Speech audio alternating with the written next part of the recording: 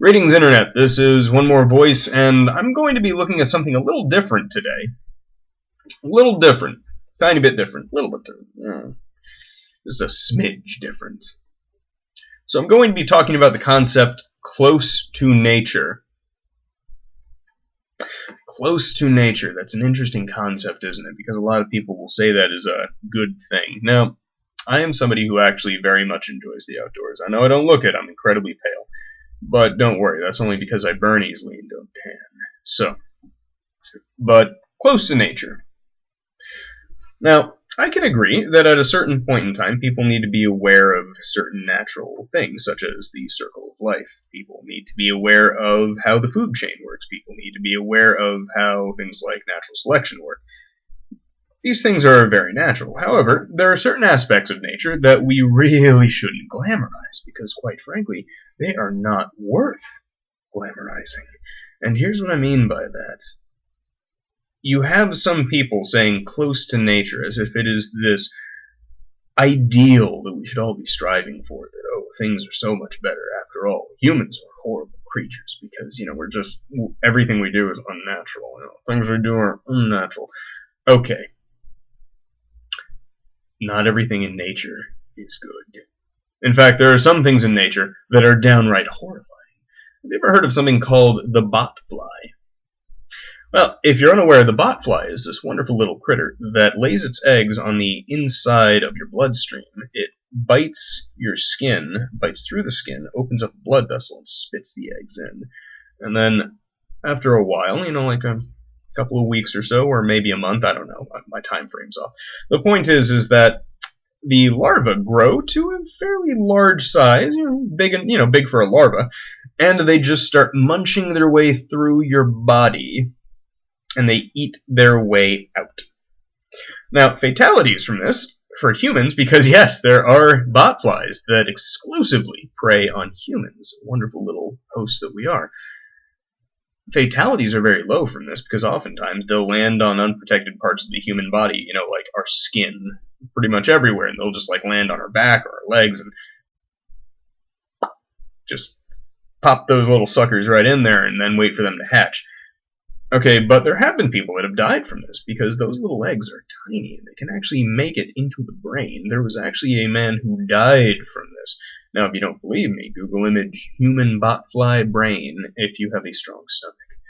I'm assuming most people that watch videos like this have a strong stomach because I don't really filter a lot of my content. That being said, I don't go out of my way to be shocking or offensive. That's not what I do. So, that's one of the things that exists in nature. Nature has created a whole smorgasbord of lovely things like Ebola and centipedes and the blue-ringed octopus or the box jellyfish, a creature that is 97% water and 3% poison and nightmares. It's a tiny invisible creature that just floats through the water, and if it just so much as brushes up against you with its 20-foot-long tentacles, you die a horrible and very fast death. Nature has created the bullet ant. Most animals in the wild reproduce non-consensually. Chimpanzees, some of our closest relatives, will, they take up the lovely concept of warfare that everybody attributes to humans, and they take it to a horrifying local level. Chimpanzees will bite the heads off of infants. If you don't believe me, again, do a little bit of research on this. But chimpanzees are absolutely brutal. Dolphins are absolutely horrifying creatures. When you look at it, they will kill things for pleasure, slowly. Dolphins will intentionally murder something slowly in a group, like a seal, and they'll do it for fun. You think humans created warfare? No, we didn't. Ants and termites wage warfare on each other all the time. Japanese hornets are like 2 inches long, and they will wage war on beehives. Nature is horrifying. If anything, humans are a divergence from nature.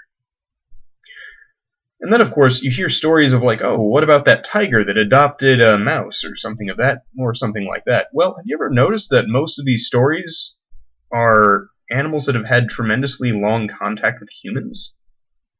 And most of them are social critters that instinctually follow the lead of the beings that they deem superior through their own observation.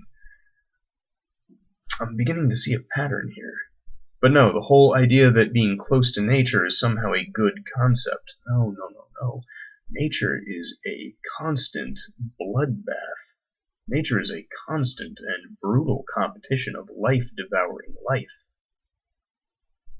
I think the only ones that are really exempt are plants, and even then they sap the nutrients off of the dead.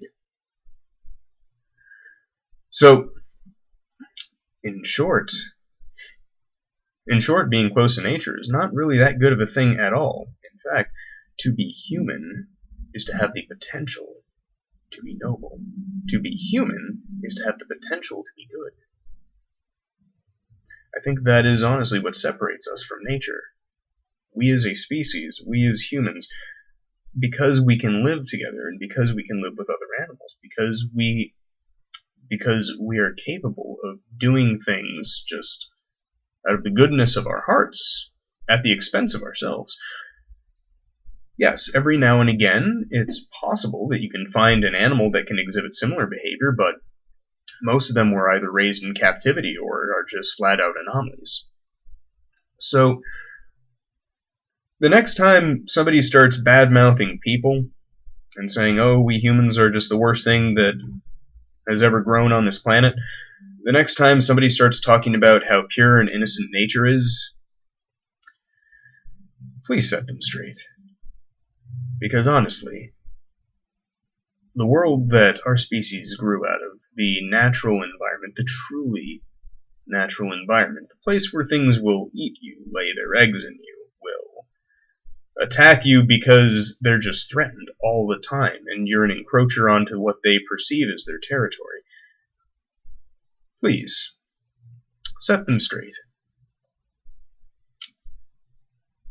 We humans do stray far from nature, and we should never lose full contact with it. After all, we need to remember where we come from and the world that we do still partially live in, because we are partially reliant on the natural environment still.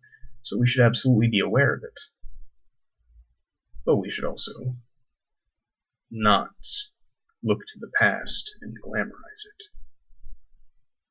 Well, I've been one more voice, and I hope you'll have a very nice day.